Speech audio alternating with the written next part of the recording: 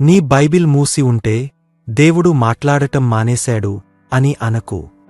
ఈ మాట మృదువుగా కాని గట్టిగా నీ ధ్వజం తట్టి నిన్ను మేల్కొల్పుతుంది.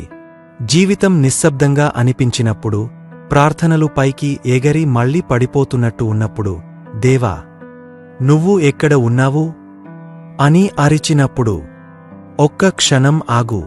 నీ బైబిల్ ఎక్కడ ఉంది? తెరిచి ఉందా? మూసి ఉందా? ధూళి పట్టిందా? లేక సజీవంగా ఉందా? షెల్ఫ్ మీద పడేసి ఉందా? షెల్ఫ్ మీద పడేసి ఉందా? లేక నీ చేతిలో ఉందా? దేవుడు ఎప్పుడూ మాట్లాడకుండా ఉండడు. ఆయన ఇప్పటికే వేలాది అందమైన, శక్తివంతమైన, జీవితం మార్చే మాటలు మాట్లాడాడు. ప్రతిరోజూ ఆయన స్వరం వినేలా ఒకే పుస్తకంలో పెట్టాడు. బైబిల్ మూసి ఉంటే మనకు ఒంటరిగా అనిపిస్తుంది. బైబిల్ తెరిచి ఉంటే దేవుడు మాట్లాడతాడు, స్పష్టంగా, మెత్తగా, బలంగా. నిన్ను ప్రేమిస్తున్నాను అంటాడు. నీతో ఉన్నాను అంటాడు. భయపడకు అంటాడు. నా దగ్గర ఒక ప్రణాళిక ఉంది అంటాడు. నువ్వు నావాడివి అంటాడు.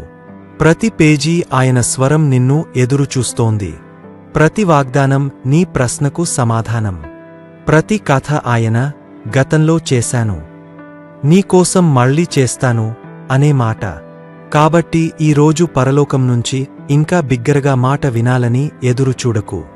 పుస్తకం తెరువు, గుండె తెరువు, నెమ్మదిగా చదువు, జాగ్రత్తగా విను. దేవుడు ఇప్పుడే మాట్లాడుతున్నాడు.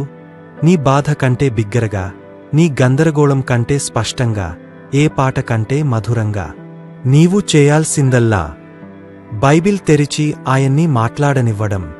ఆయన మాట్లాడకుండా లేడు. ఆయన పేజీ 1, లైన్ 1 నుంచి నిన్ను ఎదురుచూస్తూ, స్వరంలో ప్రేమతో, గుండెలో నీ పేరుతో ఉన్నాడు. ఈ రోజు తెరువు. ఆయన నీతో చెప్పాల్సింది చాలా ఉంది.